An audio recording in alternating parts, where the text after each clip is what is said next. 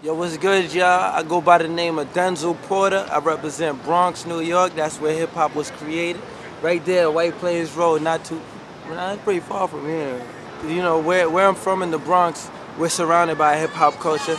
On top of the cultures from all over the place, from dancehall, from the Caribbean side. You got the Spanish, it's the Bronx.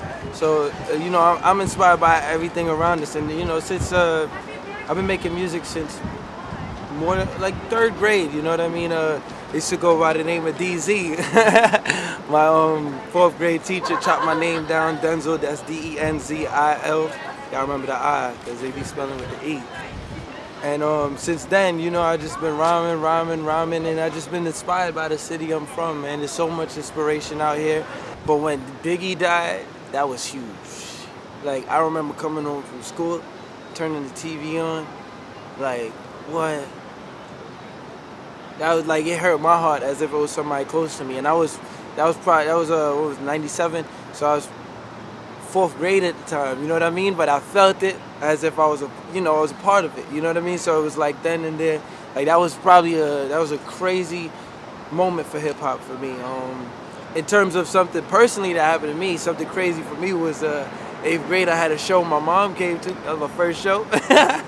That kept me going, you know what I mean? Like, maybe I should try this if people like this. So, see, I come from a Caribbean background, so like with music as a career, they really take it as, if it doesn't work by, let's say, if we don't see anything by 13, 14, it's not looking good. So I used to actually hide in the bathroom and write lyrics for my mom, tell her that I'm going to practice, and I was actually going to the studio, you know what I mean? But my father was like 100%.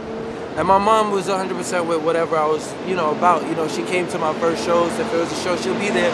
But it's really a hard thing to get into, and not everybody's going to believe from the jump until you prove yourself. So, don't knock your parents for not believing in you when they're not really not believing. They just think that you should go for something a little bit easier. What I found out after doing it for so many years is it's so easy to write when you're writing off experience.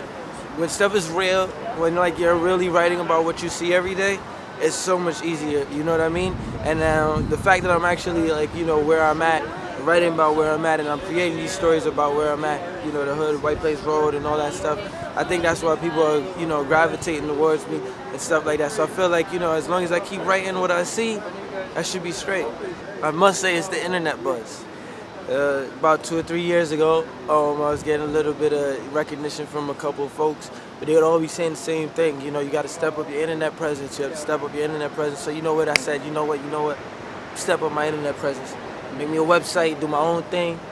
Have a couple boys have their own thing. You know what I mean? And introduce my side to the digital side of things. So since then, my internet presence, like I've been on like all the top hip hop websites. Source Magazine, shout out to them, nowright.com. Like, I could go on forever, man.